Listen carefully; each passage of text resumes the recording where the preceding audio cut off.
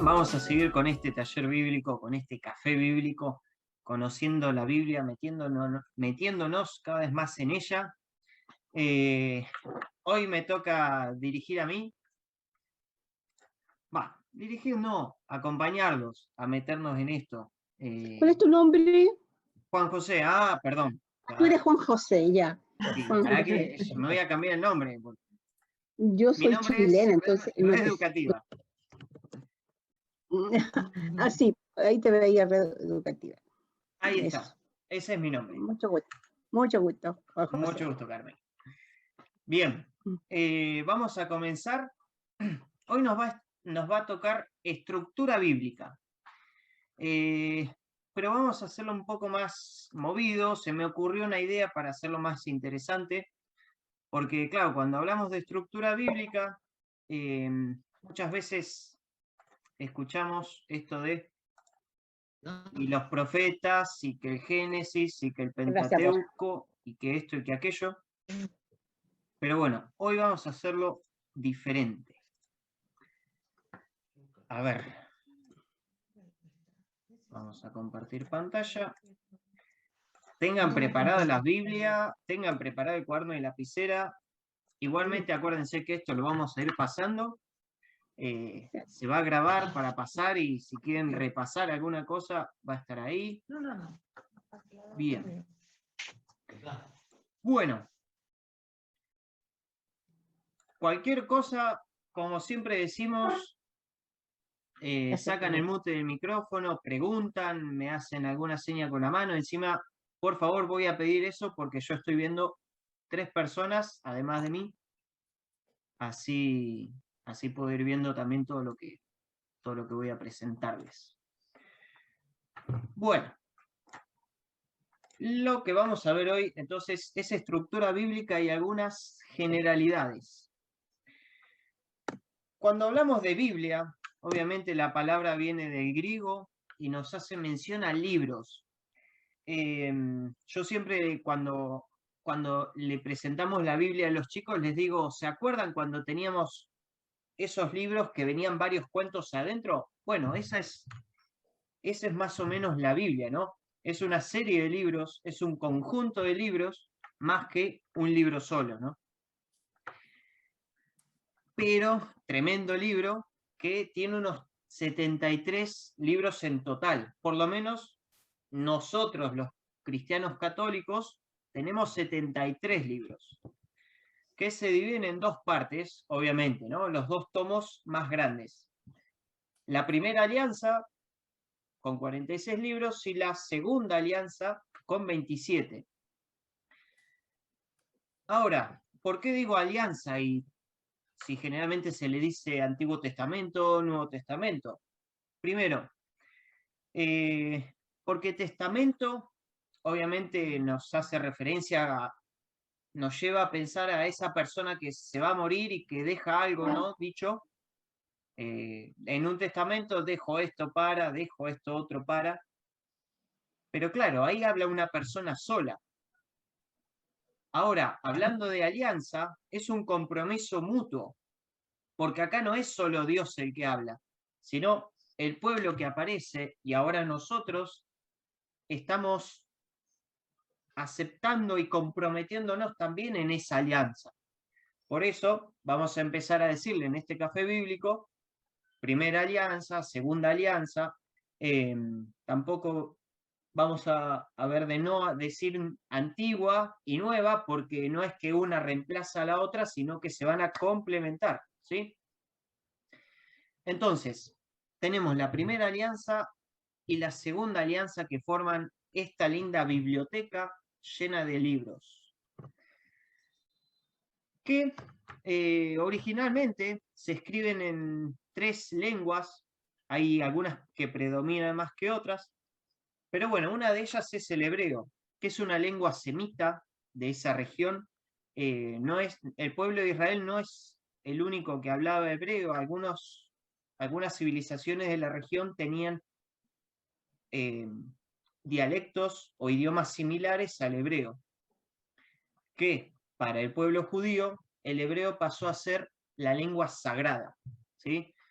Y es el idioma original de la mayor parte de la primera alianza. Casi iba a decir testamento. De la primera alianza. Que bueno, ellos tenían sus lenguas autóctonas, como va a ser el caso del arameo, pero cuando iban a leer un texto bíblico en la sinagoga, lo hacían desde el hebreo. Es como decir, cuando pasó este idioma, el latín, para la iglesia, ¿no? En un momento de la historia de la iglesia, por varios siglos, el latín fue la lengua sagrada, la lengua en la que estaban los textos bíblicos, hasta que, bueno, después se empezaron a traducir al lenguaje de cada pueblo. También está el arameo, presente en la Biblia, pero muy poco. También es una lengua semita de la región de Aram, lo que es actualmente Siria.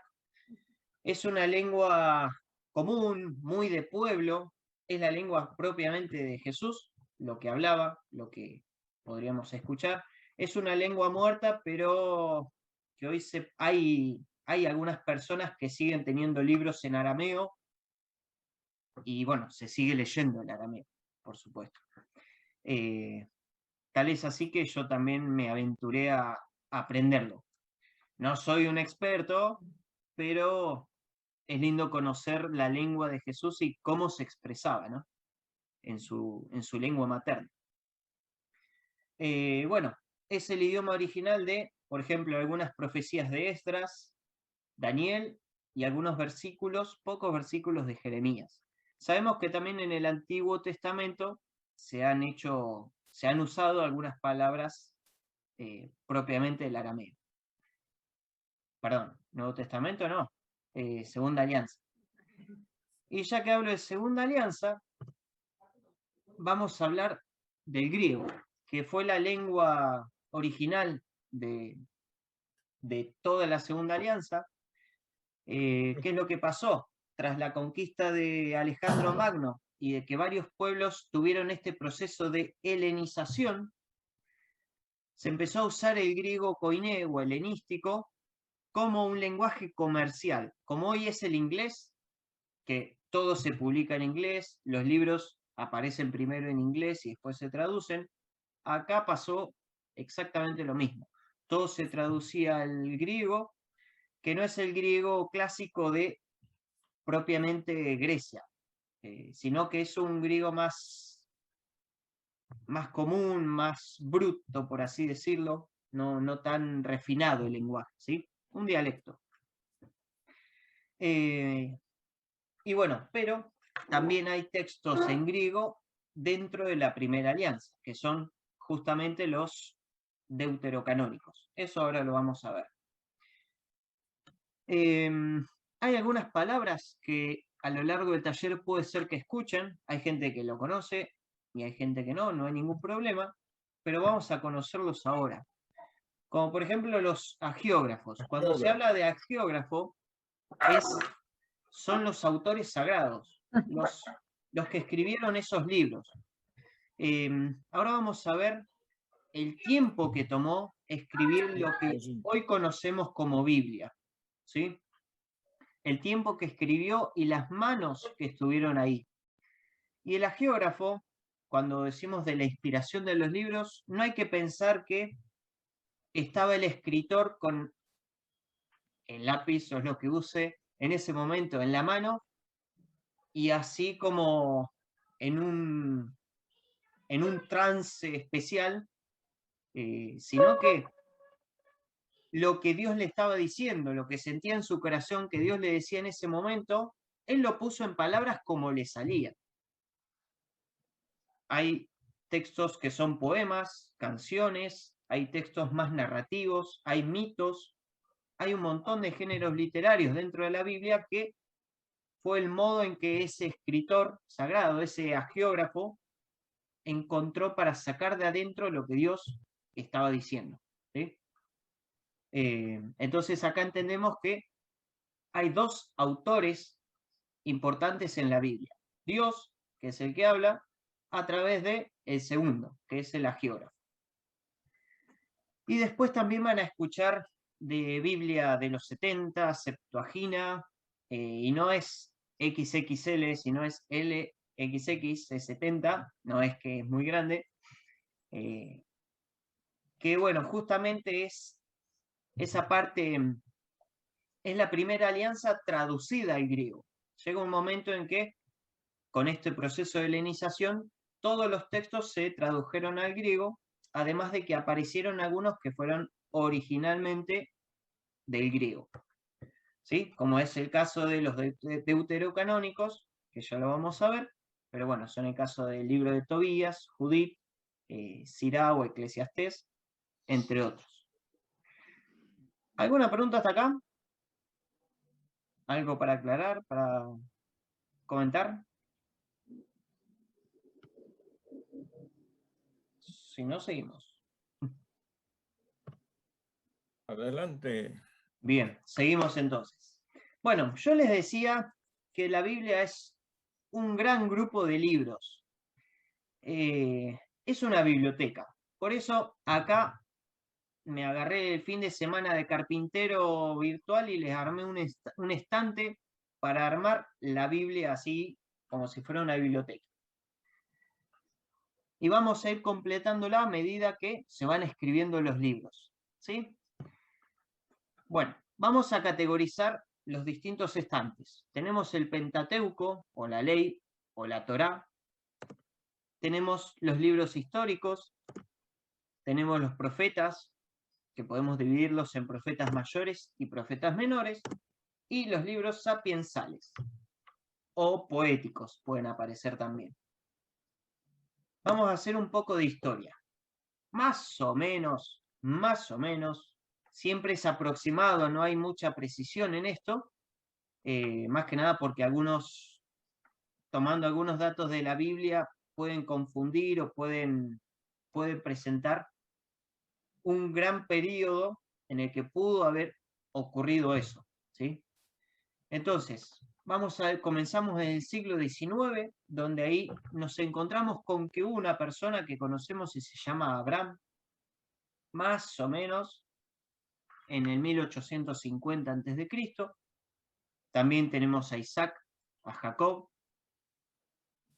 y ellos empiezan con esto de las migraciones a la región de Canaán. Ellos estaban en lo que se conoce como la media luna fértil, esto del Tigris, el Éufrates.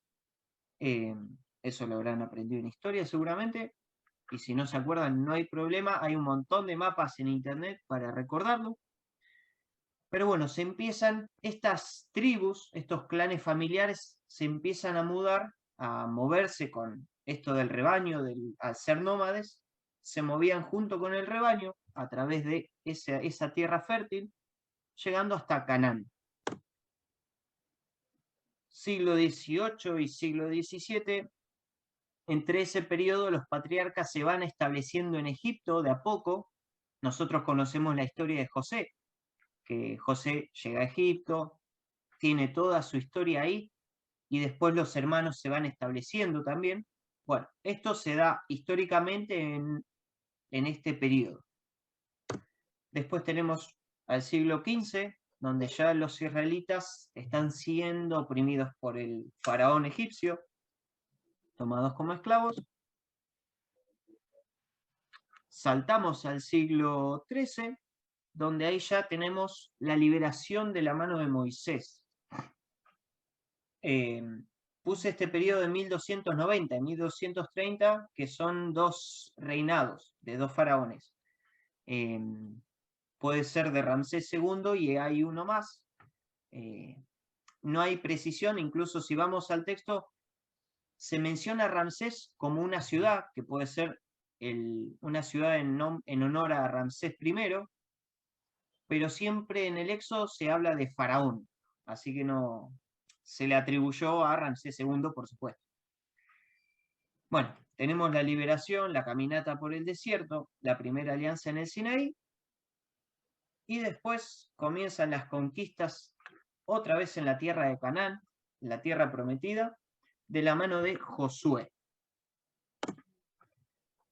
siglo XII, seguimos en tiempo y se van estableciendo las 12 tribus de Israel en la tierra prometida, y ahí comienzan los jueces, que nosotros tenemos un libro de jueces dentro de la Biblia, que ese juez era este líder de cada tribu encargado de, obviamente, ir estableciéndose, y también se iban enfrentando con pueblos que ya estaban establecidos en Canaán.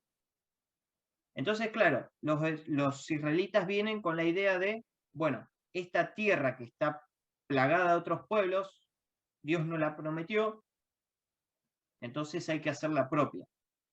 Y ahí comienzan esta lucha con filisteos y otras amenazas vecinas que van a ir apareciendo en la Biblia. Si es que tomamos una lectura cronológica, ¿sí? Y ahora sí vamos a ir rellenando, vamos a ir completando nuestra biblioteca. Estamos en el siglo XI, donde empiezan a aparecer los primeros libros, siempre así a grandes rasgos, no hay fechas muy precisas en esto, pero aparecen números, algunos fragmentos de Josué y del libro de Jueces.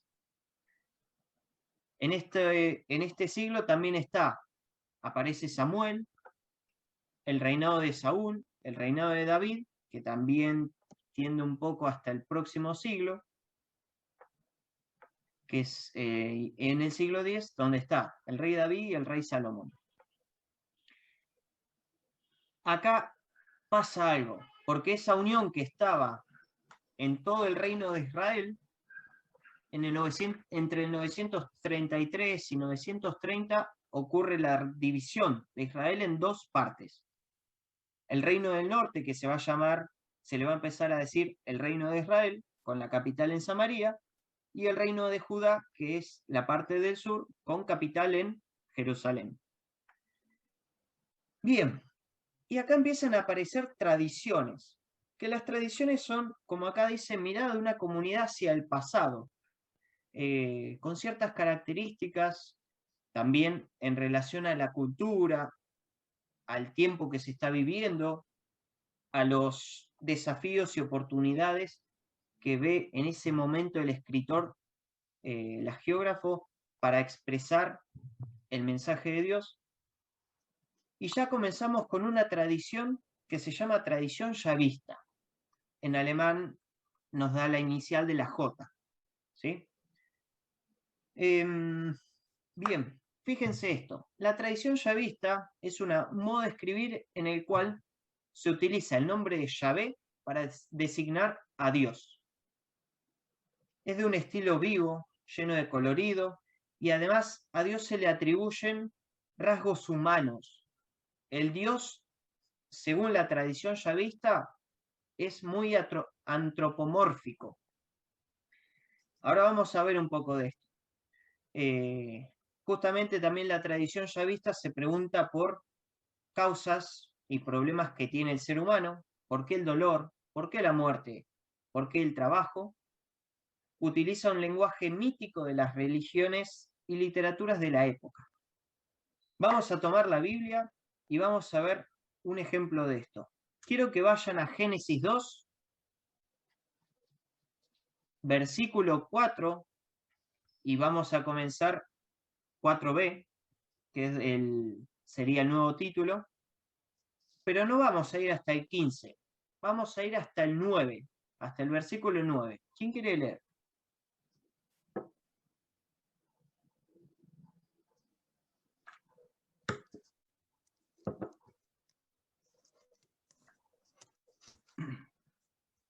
Génesis 2, del 4 al 9.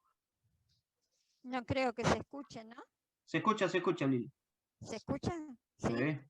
Perfecto. Cuando Dios el Señor hizo el cielo y la tierra, aún no había plantas ni había brotado la hierba, porque Dios el Señor todavía no había hecho llover sobre la tierra, ni había nadie que la trabajara. Sin embargo, de la tierra salía agua que regaba todo el terreno. Entonces Dios, el Señor, formó al hombre de la tierra misma y sopló en su nariz y le dio vida. Así el hombre se convirtió en un ser viviente. Después, Dios el Señor plantó un jardín en la región de Edén, en el oriente, y puso allí al hombre que había formado. Hizo crecer también toda clase de árboles hermosos que daban fruto bueno para comer. En medio del jardín puso también el árbol de la vida y el árbol del conocimiento del bien y del mal. Perfecto. Hasta ahí. Muy bien. Fíjense, ¿qué son las acciones que hace Dios en este texto, en este fragmento que leímos?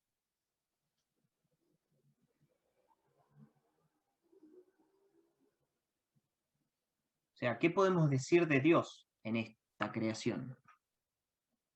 Que hace un montón de cosas. Bien. ¿Qué más? A ver, ¿qué detalles?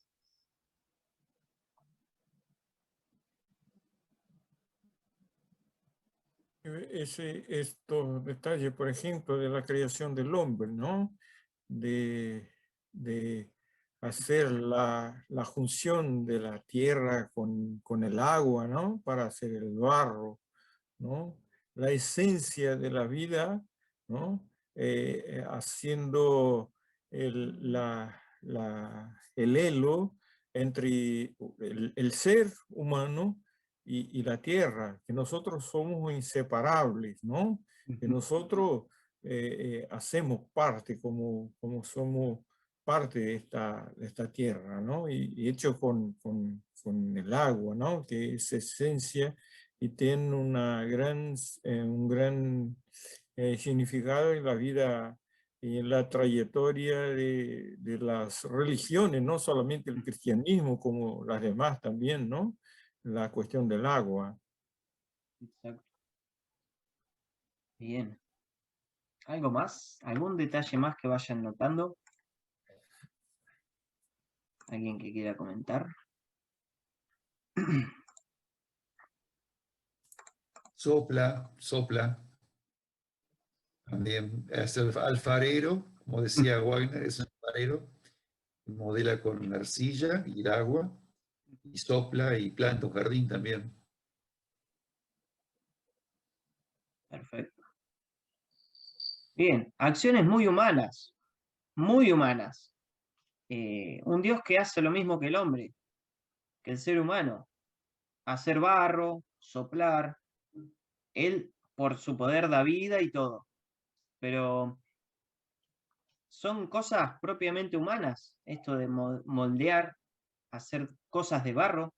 Y esto, como decía Wagner también, las características de los pueblos y que también recordemos que estamos hablando de esto de un género literario que es el mito. O sea, el mito es un género literario que busca, es un relato que busca explicar el origen de algo o el motivo de algo sin el uso de lo racional.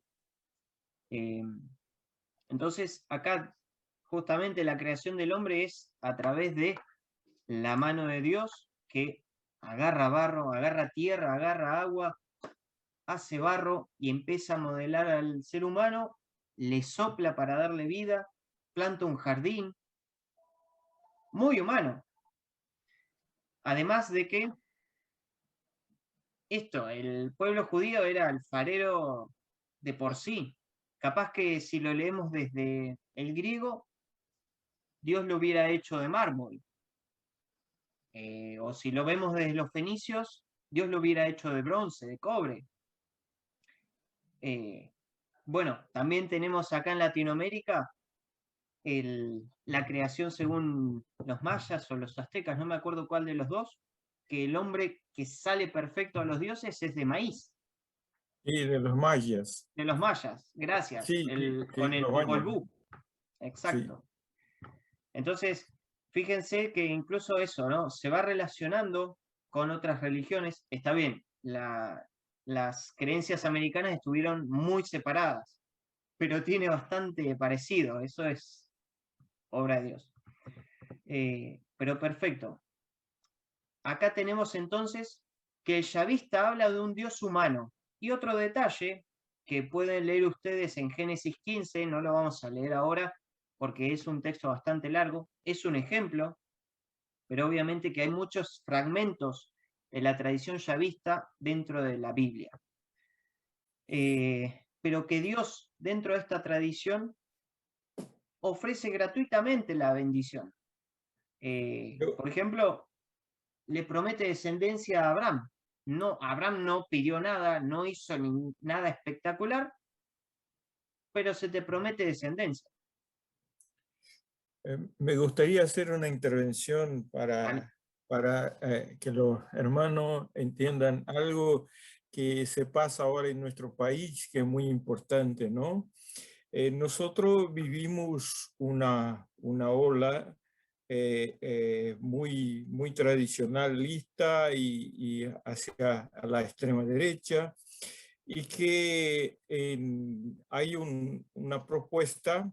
Primero, que hay una ministra que no acepta que la Tierra es una esfera, es que la Tierra es plana, ella dice, ¿no?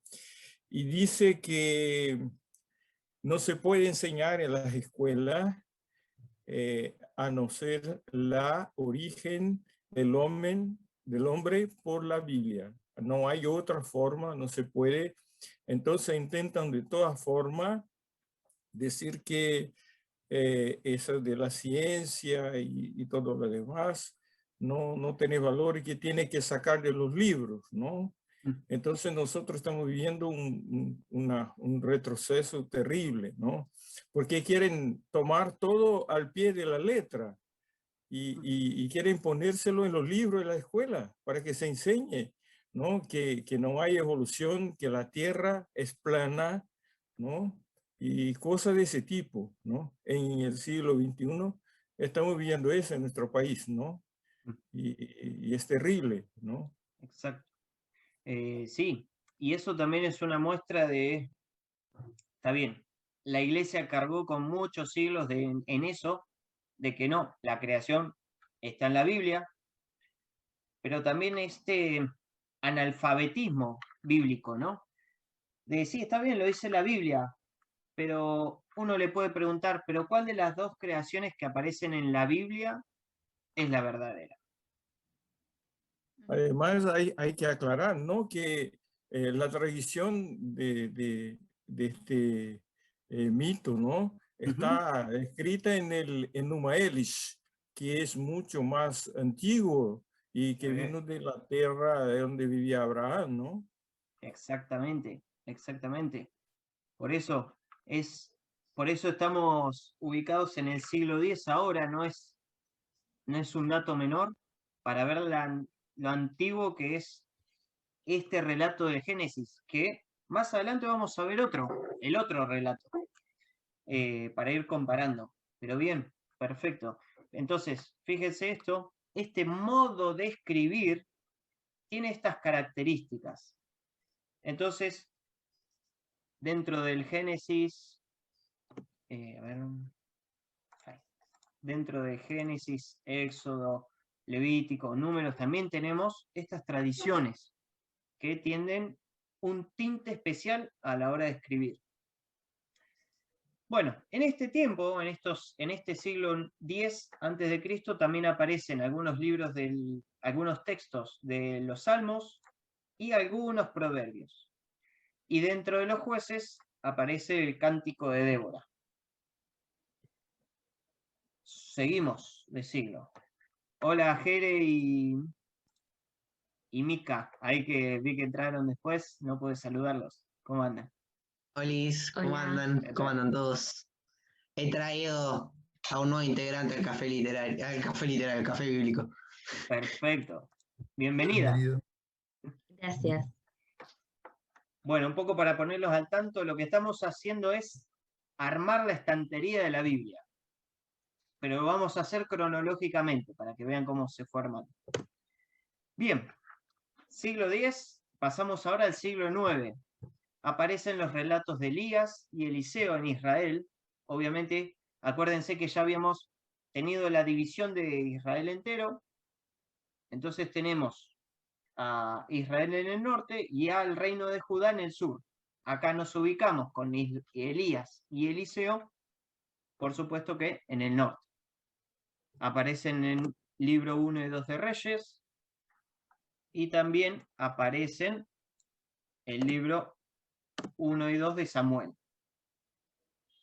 Y así nos vamos al siglo número 8 antes de Cristo, donde tenemos acá otra tradición más que aparece, otra forma de escribir, que bueno, se va a aparecer con la letra inicial E, y como el nombre lo dice, utiliza el nombre de Elohim para referirse a Dios.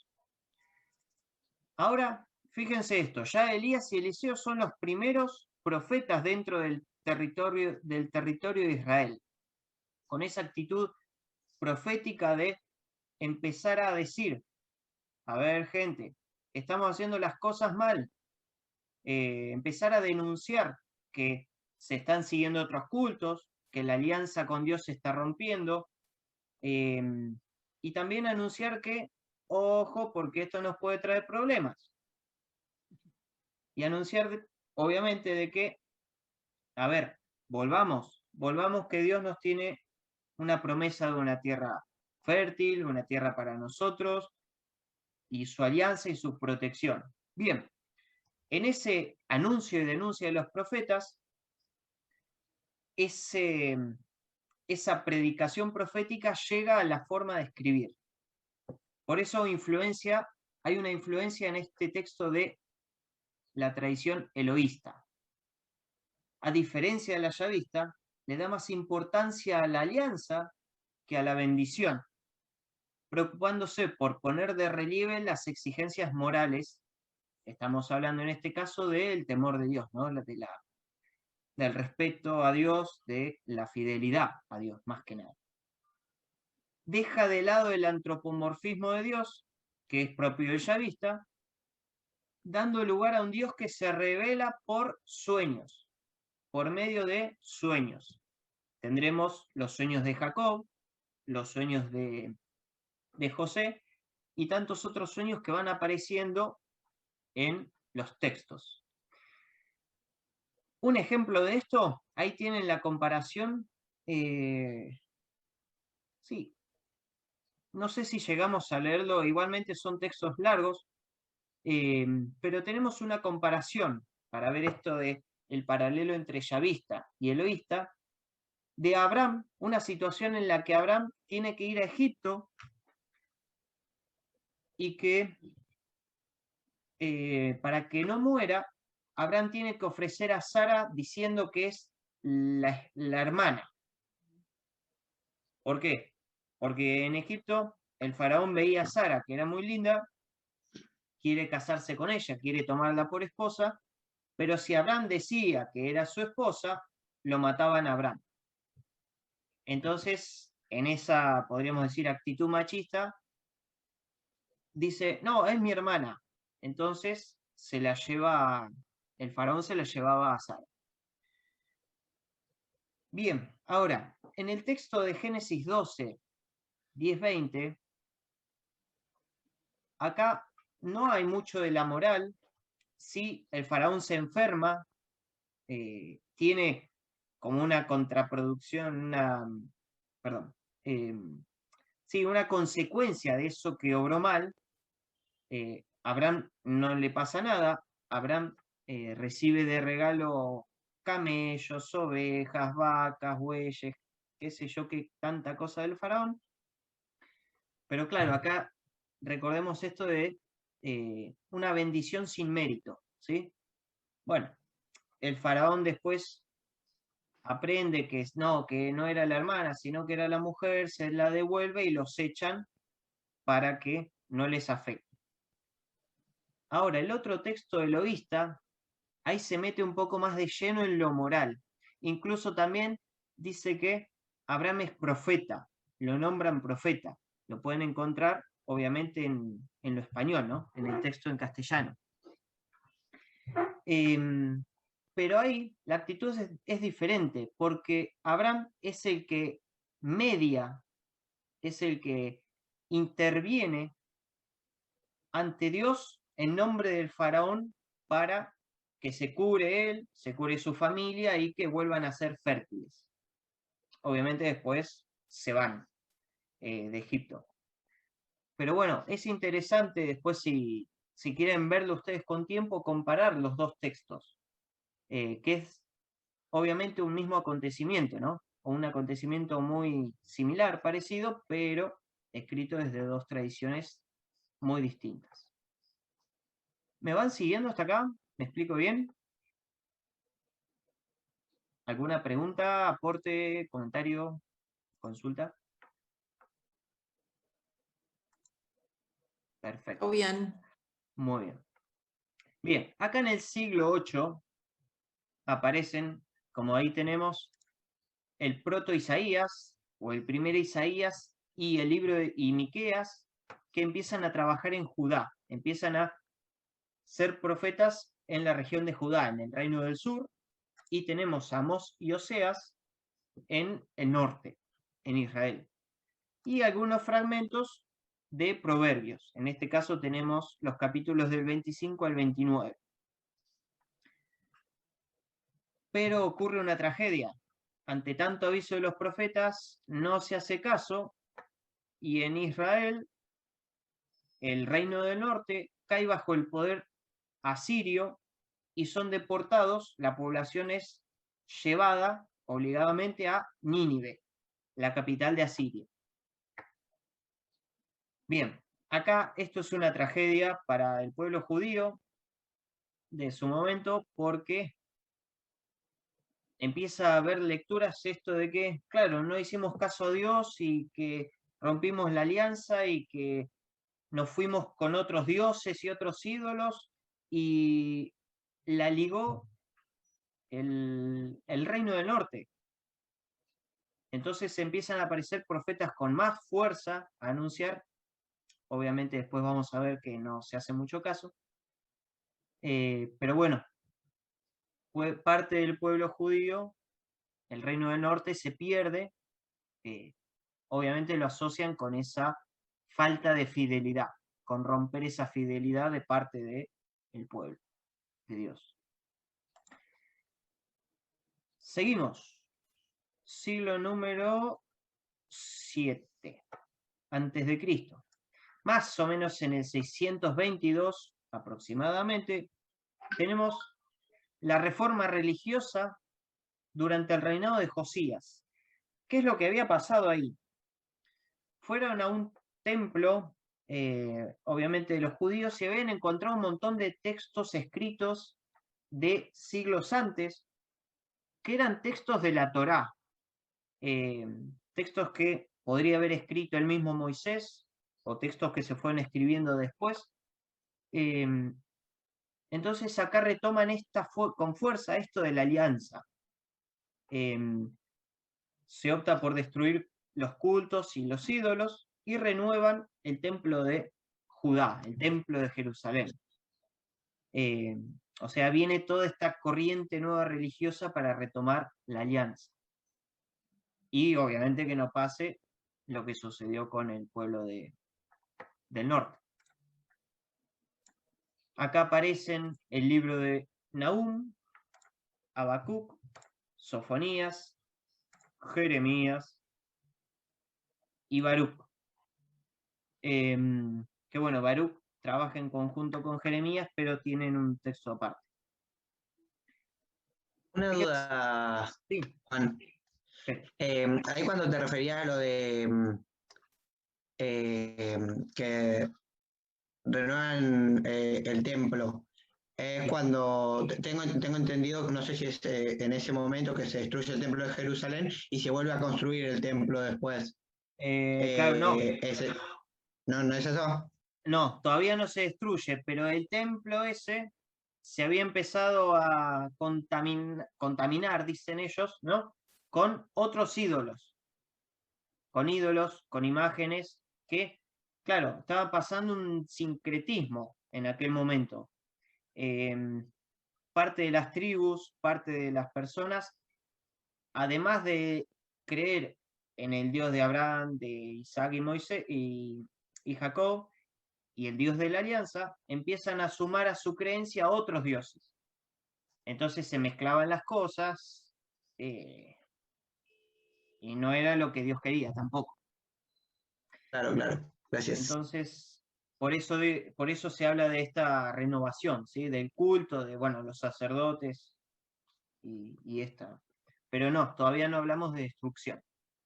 Juan José, Sí, ¿se puede hacer una analogía con la situación en que Jesús echa a los mercaderes del templo? ¿Se puede trasladar esa idea a ese otro momento? O puede sea, en ser. el Dios sería el dinero ahí, ¿no? El mercado, enfocarse en otra cosa. Se me Sí. ocurrió, se me vino esa imagen de renovar el templo en ese sentido. Perfecto. Es interesante porque justamente en uno de los evangelios, obviamente esa escena se repite y no sé, en los sinópticos seguro, y creo que también en el de Juan, en el evangelio de Juan. Pero justamente Jesús en uno de los evangelios repite una frase que dice Jeremías en su libro, raza de víboras. Pero hay que analizar también en profundidad por qué los echó. A ver si fue por el dinero o fue porque comerciaban con recibir bendición de parte de Dios, o si era que los sacerdotes y el templo lucraba con las indulgencias, ¿no? Y además cada escritor evangélico tiene una mirada diferente. La purificación no sé si va tanto por lo edilicio y la purificación en cuanto a esto. Va más que nada por otro lado. Tendríamos que analizarlo bien. Eso sí. Perdón que no te pueda profundizar bien ahora, no me acuerdo muy bien cada texto, pero no tenía la misma mirada cada uno. Pero no era solamente por cuestión de dinero, sino más que nada iba por otro lado. Bueno, pero está bueno para releerlo por ahí. Por después. supuesto, exacto. Y como dije, se repite una frase que dice Jeremías, raza de víboras. No sé si los evangelistas lo hicieron a propósito para recordar a ese profeta o qué. Habría que analizarlo más profundamente. Bueno, seguimos entonces con el recorrido. Estamos entonces en el siglo... Ahí está, ahí lo veo. Siglo VII. Ah, que no lo había nombrado antes. No, sí, perdón. Siglo VII. Aparece una nueva tradición, una nueva forma de escribir la Biblia, que es la deuteronomista. El tema central es la fidelidad. Fíjense cómo la situación que va viviendo la comunidad, la situación que va viviendo el pueblo de Dios, en ese momento, cómo los escritores van tratando de remarcar ciertas cosas con estas tradiciones, ¿sí? Para empezar a cambiar la actitud.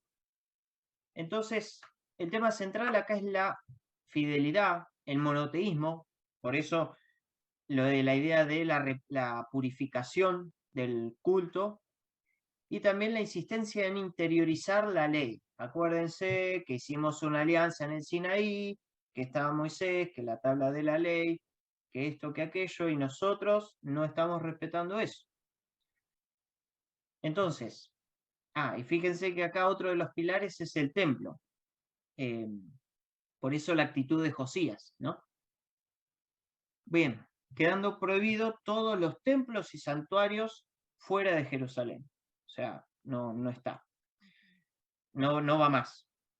Se evita el sincretismo, como te decía recién Jere, se evita la contaminación con otros cultos, además de que este Dios es para escucharlo. No se percibe por los sentidos como se hace con los otros dioses paganos. A este Dios hay que escucharlo. Dios habla. Acá lo importante es la voz de Dios según la tradición deuteronomista. Por eso tenemos el libro del Deuteronomio con el famoso Shema Israel. Escucha a Israel, que es lo que habíamos hablado la vez pasada. Más de 60 veces se escribe la palabra escucha en el Deuteronomio. Obviamente con fuerza por esta tradición, ¿sí? Juan, permiso. Sí. Quería acotar algo que por ahí puede llegar a ser interesante para cuando vos hablás de monoteísmo. Piensen que no pasaron los israelitas desde, desde el politeísmo al monoteísmo así como así, sino que hubo un proceso previo que se llamó monolatría, o sea, se alababa a Dios, Yahvé, o Elohim, pero también después se tenían los otros dioses como por las dudas. A eso se llamaba monolatría. Creo que ya en la etapa deuteronomista es cuando se empieza a despegar de la monolatría, perfeccionándose más con esa fidelidad monoteísta. Ahí sí, hay un solo Dios. O sea, la monolatría es, yo adoro a este Dios como principal, pero puede haber algún otro, ¿no? Que atienda el kiosco cuando el grande no lo atienda. Una cosita así, quería mostrar ese proceso también. Gracias, Juancho. Perfecto, gracias, sí. Y justamente eso, ¿no? Como decían acá, a Dios no se lo percibe por los sentidos. Y claro, si todos los ídolos eran esculturas, era el muñequito de barro que tenías en tu casa, te lo llevabas, lo agarrabas, lo bendecías, le dabas tributo. Es lo que pasó en el monte Sinaí. Moisés sube 40 días a estar con Dios, a comunicarse con Dios, donde recibe la tabla de la ley, y el pueblo abajo, esperándolo, creyendo que estaba muerto, se hace un becerro de oro. Pará, recién salimos de Egipto, Dios lo liberó, estamos todos locos entonces. Entonces, también esta necesidad, ¿no?, de tener algo que se ve, algo que se toca. Y claro, viéndolo de afuera, el pueblo judío era un loco, porque tenés un Dios que no ves, no tocas, te habla por sueños o a partir de otras personas, pero yo tengo esto, que es Dios para mí. Yo tengo esta escultura y la puedo ver y la puedo tocar y la puedo sentir. ¿Me explico? O sea, esta idea de un Dios invisible era muy difícil en la época. No era fácil, más que nada también teniendo todas esas creencias en los costados. El vecino, el pariente, el de más allá. Por eso entonces aparece esta tradición con esta fuerza, con Josías, con las relecturas y todo. Acá por eso tenemos la redacción final de Josué. Bueno, ahí apareció el libro del Deuteronomio dentro del Pentateuco. La redacción final de Josué, la redacción final de Jueces, obviamente también primera y segunda de Samuel, y primera y segunda de Reyes. Seguimos. Siglo VI antes de Cristo. Otra tragedia más. En el 587... Disculpa, Juan. Te voy a interrumpir. Dale. Ahí Josué, Jacob y las dos de Samuel están dentro de los históricos. Exacto. Sí. Ah, genial. Me había quedado la duda. No, está bien. Sí, fíjate que yo puse, fíjense que yo puse el cartelito acá, pero también van a verlos del mismo color, si es que se percibe. Pero traté de ponerlo del mismo color para que sepan que es de la misma categoría, o del mismo grupo de libros. Bien, entonces, siglo VI, vuelve a pasar otra tragedia. Aparece el Imperio Babilónico, conquista Siria, obviamente se queda con los territorios, y conquista el reino de Judá, el reino del sur. Acá es donde tenemos el famoso exilio, donde, bueno, en el primer exilio se llevan una parte del pueblo, a la clase alta y la élite, y después en la segunda se llevan al resto del pueblo, dejando en Israel, en el territorio de Israel, a la gente más pobre, que bueno, quedaron viviendo como podían. Acá es donde Jeremías decía que se destruye el templo. Por eso, gran tragedia. El templo donde supuestamente estaba Dios se destruye. Viene alguien de afuera y ¿dónde está ese Dios que dijo que nos iba a proteger de los reinos? La gente, los profetas van a decir, y no fuimos fieles. Avisamos. Bueno, en este exilio había que mantener viva esa fe. En un pueblo donde se te criticaba, en otro pueblo donde no era tu tierra, acá aparecen los salmos de lamentación, ese tan famoso que dice que nos pedían que cantemos nuestras canciones a orillas del río, y nosotros llorando por esa tierra que perdimos. El libro de las lamentaciones que se le atribuye a Jeremías, que Jeremías es parte de esas personas que, no me acuerdo si en la primera o en la segunda, creo que en la segunda, es también llevado a Babilonia. Pero bueno, unos años después, unas décadas después, aparece el gran Ciro, un rey persa, que conquista Babilonia. A este se le atribuye un poco como que fue Dios obró a través de él para salvar a su pueblo. Es una lectura que se hace, o que pudieron hacer los judíos en aquella época. Un rey extranjero, no necesariamente judío, ni creyente de ellos, ni compatriota, pero sí un rey que vino y los liberó.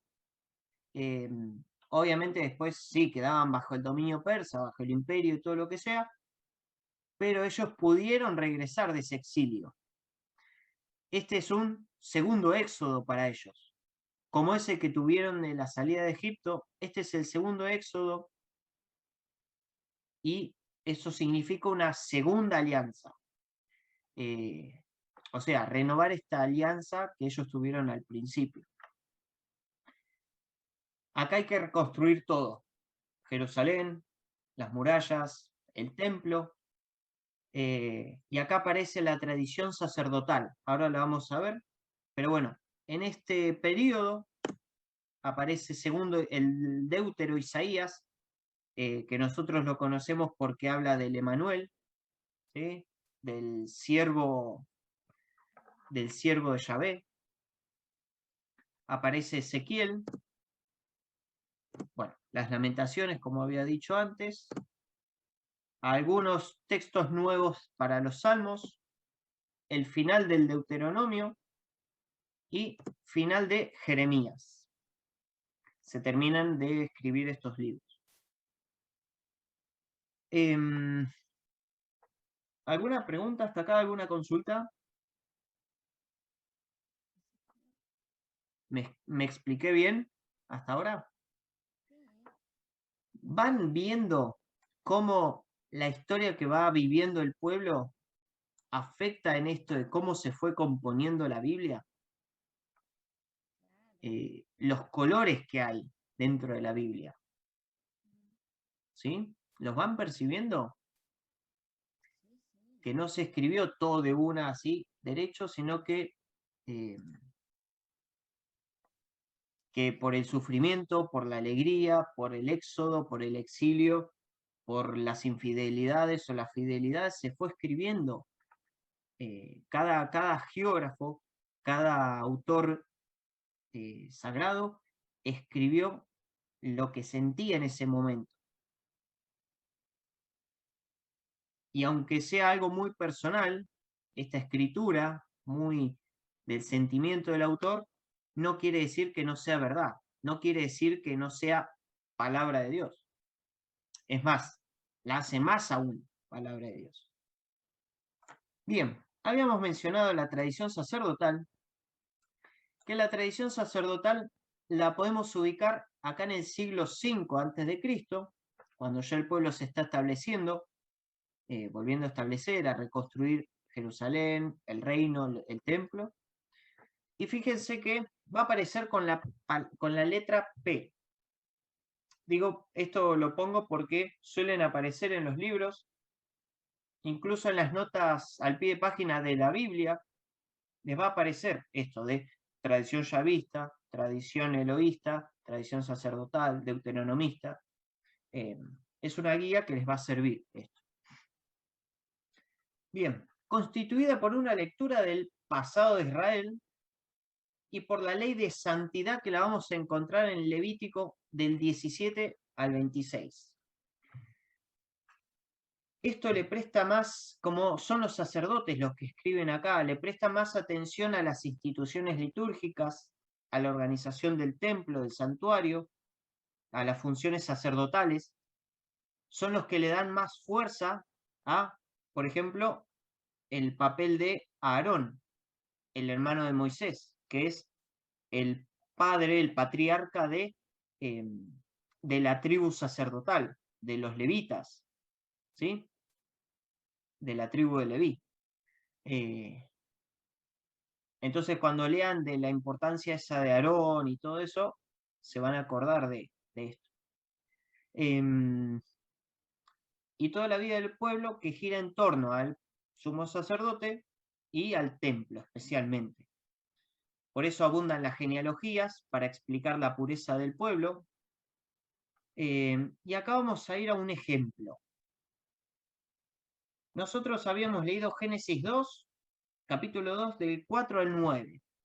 ¿Quién quiere leer Génesis 1, capítulo 1, versículo 1, hasta el Génesis capítulo 2, versículo 4? ¿Alguien que lea?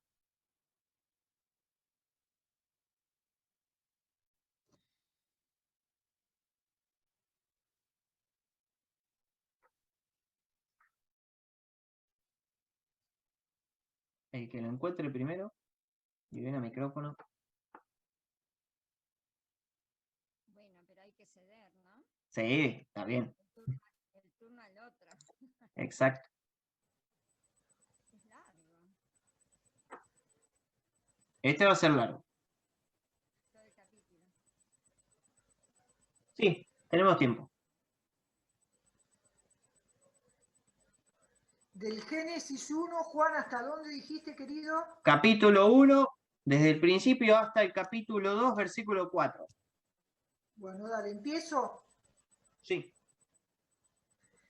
Al principio, Dios creó al cielo y la tierra. La tierra era algo informe y vacío. Las tinieblas cubrían el abismo, y el soplo de Dios aleteaba sobre las aguas. Entonces Dios dijo: que exista la luz, y la luz existió. Dios vio que la luz era buena, y separó la luz de las tinieblas, y llamó día a la luz y noche a las tinieblas. Así hubo una tarde y una mañana. Este fue el primer día. Dios dijo: que haya un firmamento en medio de las aguas, para que establezca una separación entre ellas. Y así sucedió. Dios hizo el firmamento y éste separó las aguas que están debajo de él, de las que están encima de él. Y Dios llamó cielo al firmamento. Así hubo una tarde y una mañana. Este fue el segundo día. Dios dijo: que se reúnan en un solo lugar las aguas que están bajo el cielo, y que aparezca el suelo firme. Y así sucedió. Dios llamó tierra al suelo firme, y mar al conjunto de las aguas. Y Dios vio que esto era bueno. Entonces dijo: que la tierra produzca vegetales, hierbas que den semilla y árboles frutales que den sobre la tierra frutos de su semilla, de su misma, especie, con su semilla dentro. Y así sucedió. La tierra hizo brotar vegetales, hierba que da semillas según su especie, y árboles que dan fruto de su misma especie con su semilla adentro. Y Dios vio que esto era bueno. Así hubo una tarde y una mañana. Este fue el tercer día. No sé si quiere alguien seguir, sino para que no se aburran. Eso. ¿Alguien quiere Yo seguir? sigo. Dale. Yo sigo.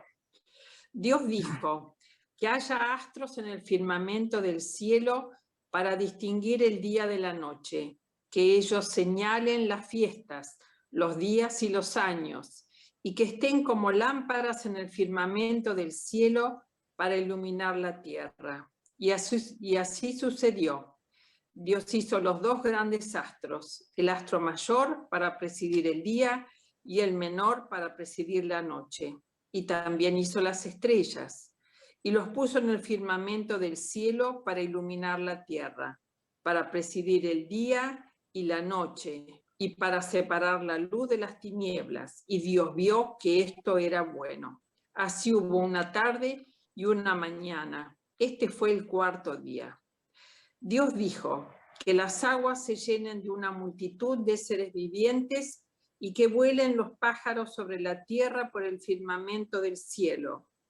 Dios creó los grandes monstruos marinos, las diversas clases de seres vivientes que llenan las aguas, deslizándose en ellas, y todas las especies de animales con alas. Y Dios vio que esto era bueno. Entonces los bendijo, diciendo: sean fecundos y multiplíquense, llenen las aguas de los mares, y que las aves se multipliquen sobre la tierra.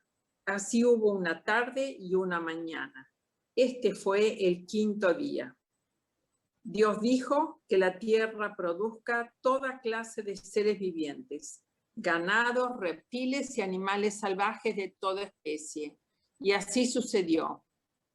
Dios hizo las diversas clases de animales del campo, las diversas clases de ganado y todos los reptiles de la tierra, cualquiera sea su especie. Y Dios vio que esto era bueno. ¿Quieren seguir? ¿Alguien más?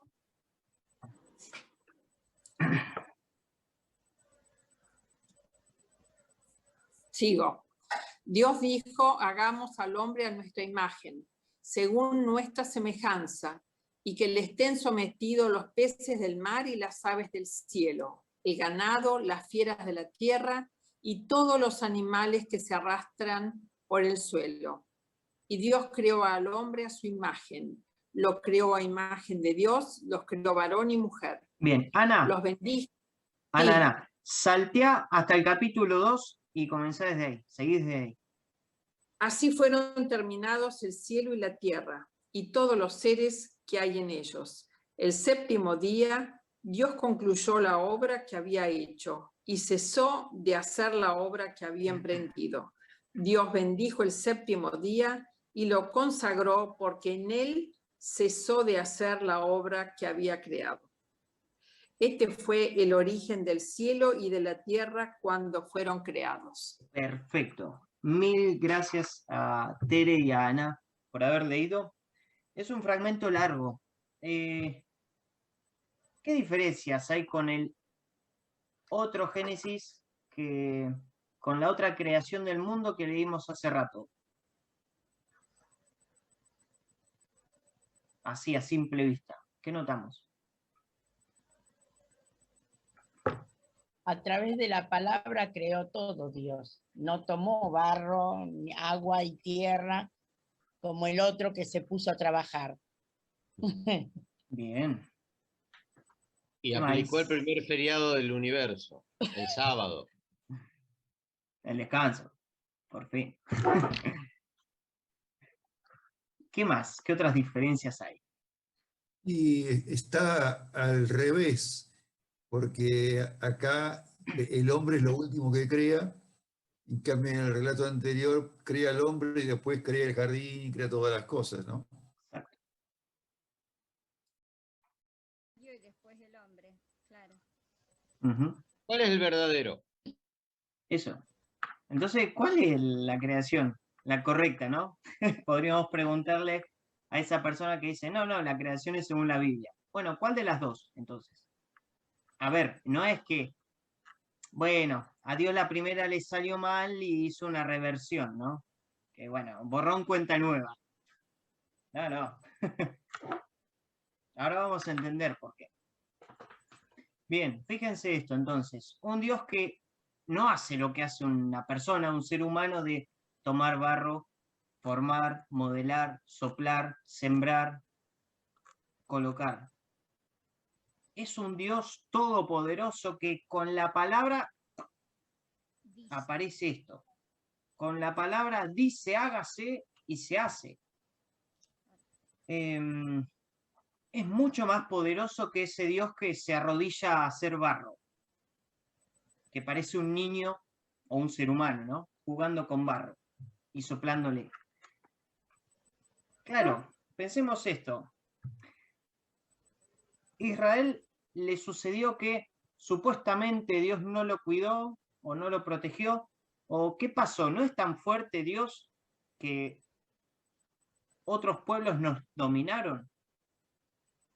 Otros pueblos que creen en la luna, que creen en el sol, que creen que si le dan comida a una estatuita van a tener cosechas o van a tener más hijos. ¿Qué está pasando acá? Entonces aparece esta tradición sacerdotal donde nos presentan un Dios todopoderoso. Que claro, ahora si el judío lee esto y se lo presenta, por ejemplo, al babilónico o al persa, le dice, mira, según nuestra creación, mi Dios creó al tuyo. Entonces el mío es más fuerte. Y sí, porque este Dios es el que crea los astros, crea las estrellas. Lo que vos decís que adorás, mi Dios lo creó. Entonces mi Dios es más fuerte,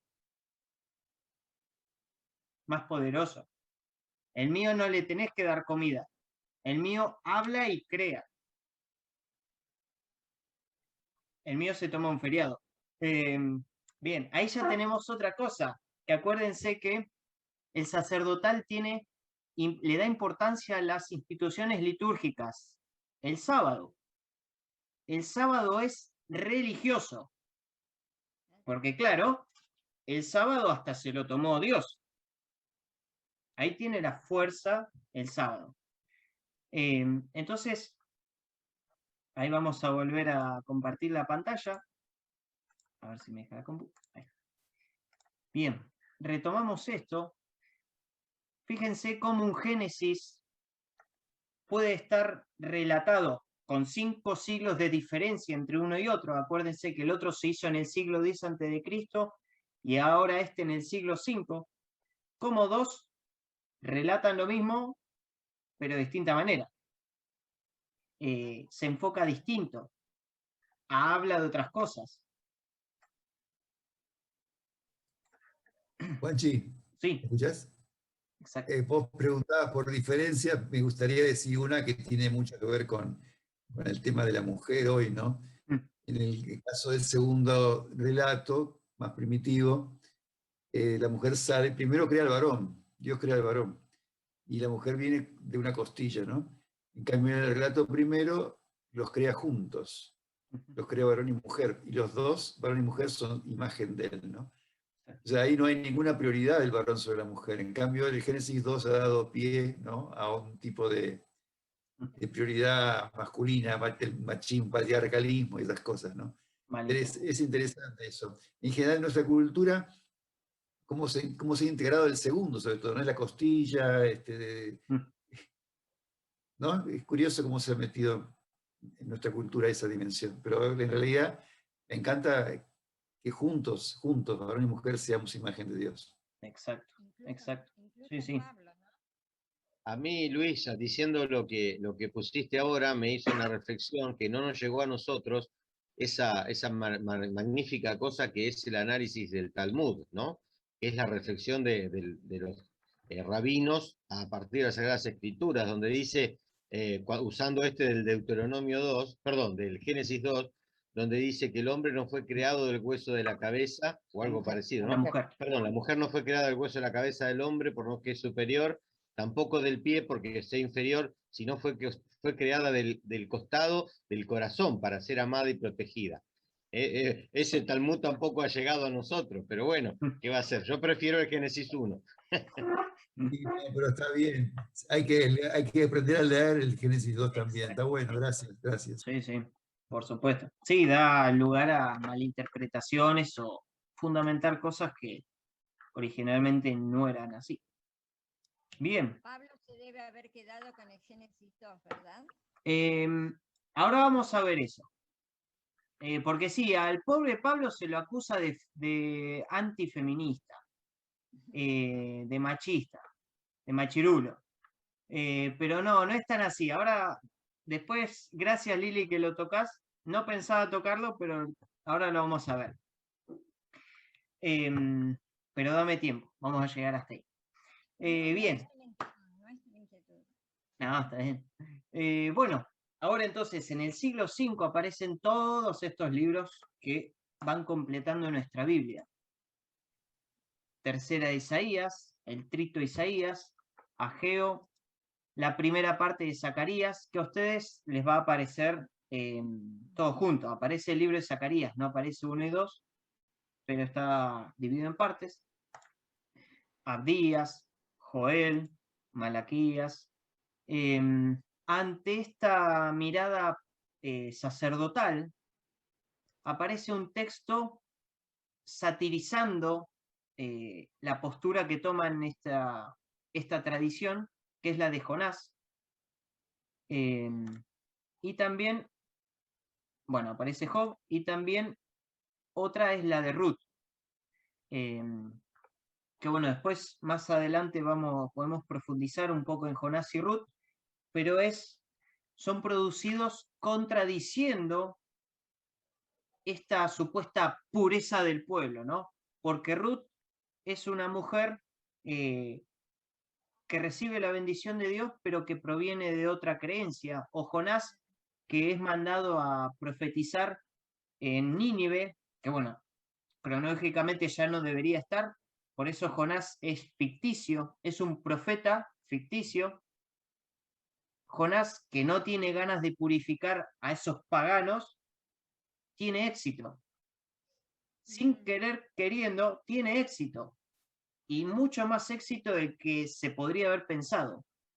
Por eso Jonás es muy interesante, podríamos decirlo, es una sátira o una burla a esto que se pensaba de la pureza del pueblo. Bien, también aparecen Esdras y Nehemías, que son sacerdotes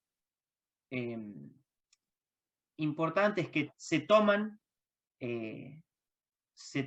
la tarea de liderar esta reconstrucción del templo, esta reconstrucción de la sociedad ahí en Israel. Y también aparecen Primera y Segunda de Crónicas, que, a ver, retoma relecturas anteriores, pero interpretadas de otra manera. Por eso, si ustedes agarran la Biblia y la leen toda, va a parecer que están leyendo otra vez lo mismo. O sea, otro libro que me cuenta otra vez lo mismo. No. Te cuenta lo mismo, pero desde otra mirada, desde otra tradición. Por eso, no crean que están leyendo otra vez exactamente lo mismo. Bueno, también se agregan a los Proverbios capítulo del 1 al 9 y la redacción del Pentateuco termina.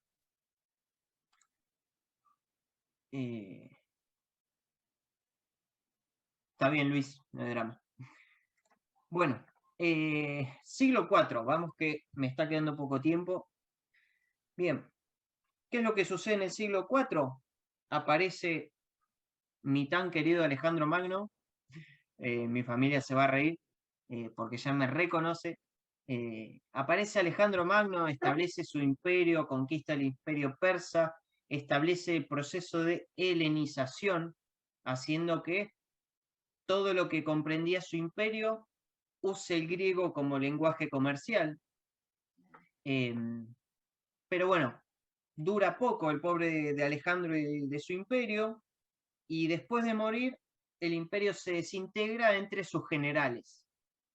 Uno de ellos es Ptolomeo, que le correspondió la parte de Siria y de la parte de Israel y Egipto. Entonces, el pueblo judío queda bajo el reinado de Ptolomeo. Pobre gente de imperio en imperio, no tuvieron poco tiempo de libertad.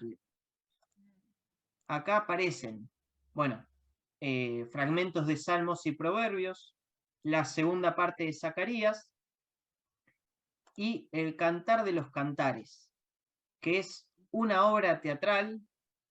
La otra vez estaba leyendo para armarles todo esto. Es una obra teatral que permaneció, que se usaba en los casamientos. O sea, ibas a un casamiento judío de la época y se hacía una obra teatral representando el amor de pareja y que esto y que aquello.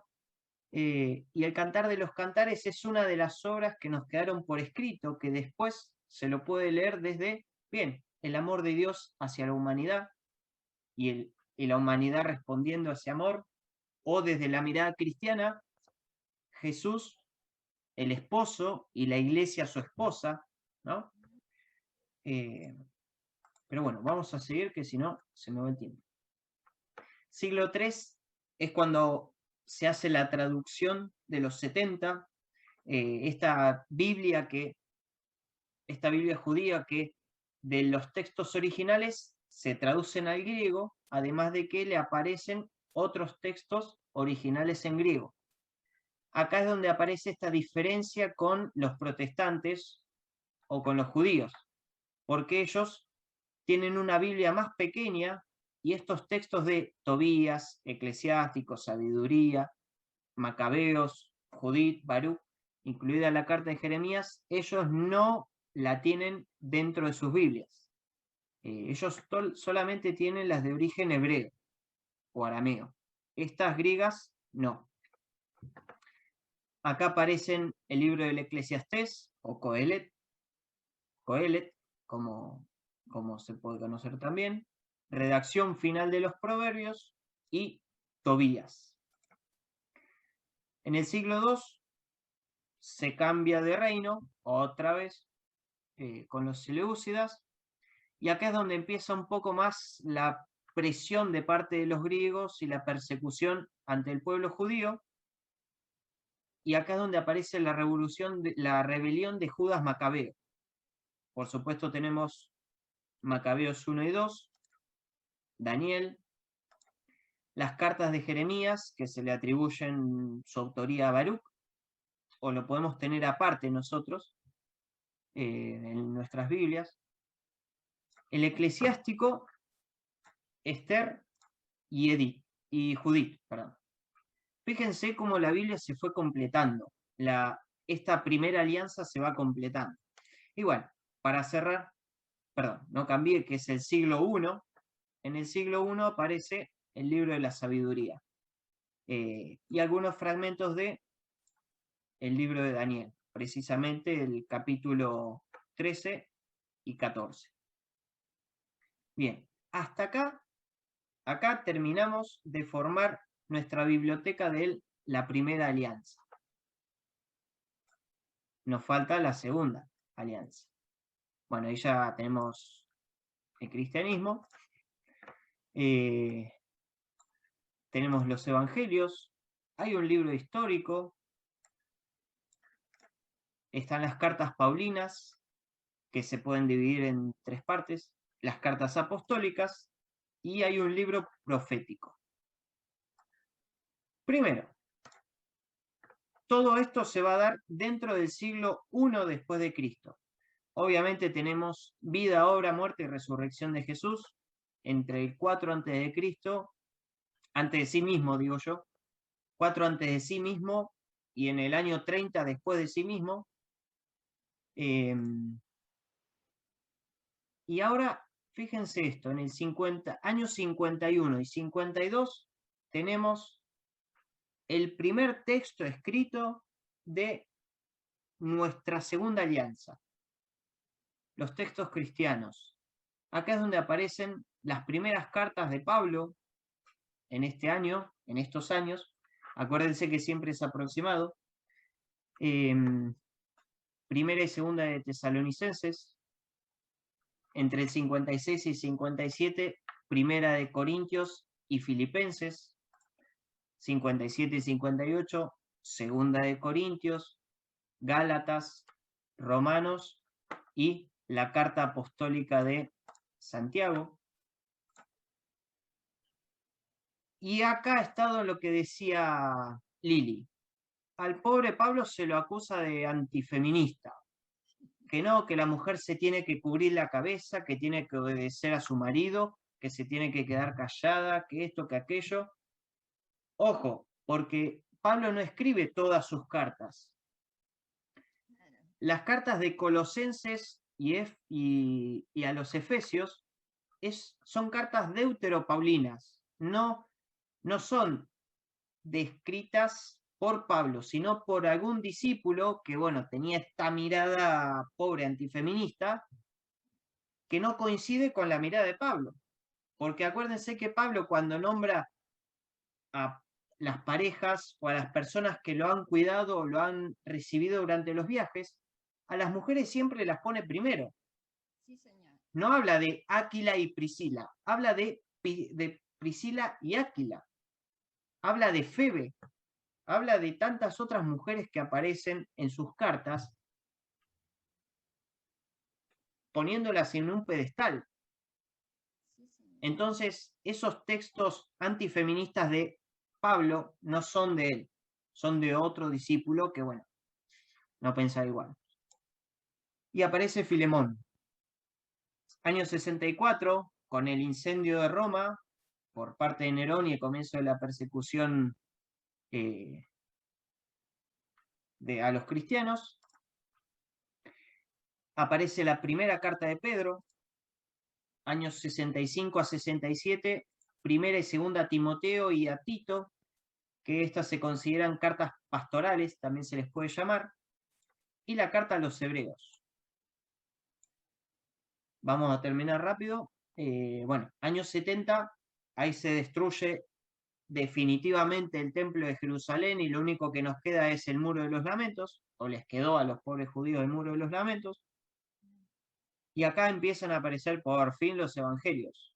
Entre el 70 y el 80, en esa década, aparece el Evangelio de Marcos, aunque no sea el primero en el orden de la Biblia, es el primero que se escribe, además de la carta de Judas y segunda de Pedro.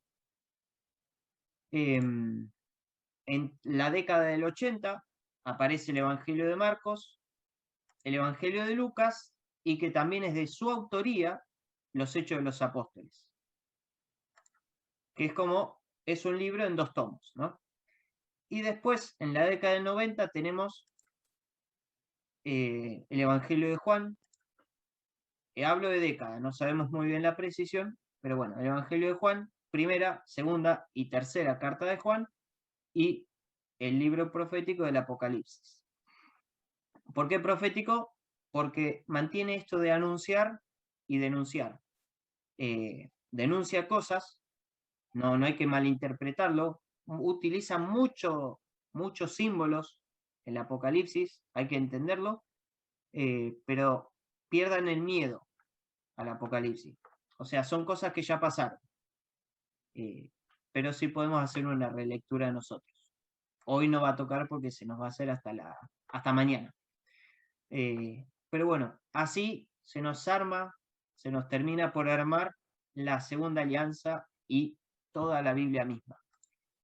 Fíjense los siglos que pasaron para que tengamos todo esto que tenemos hoy en día.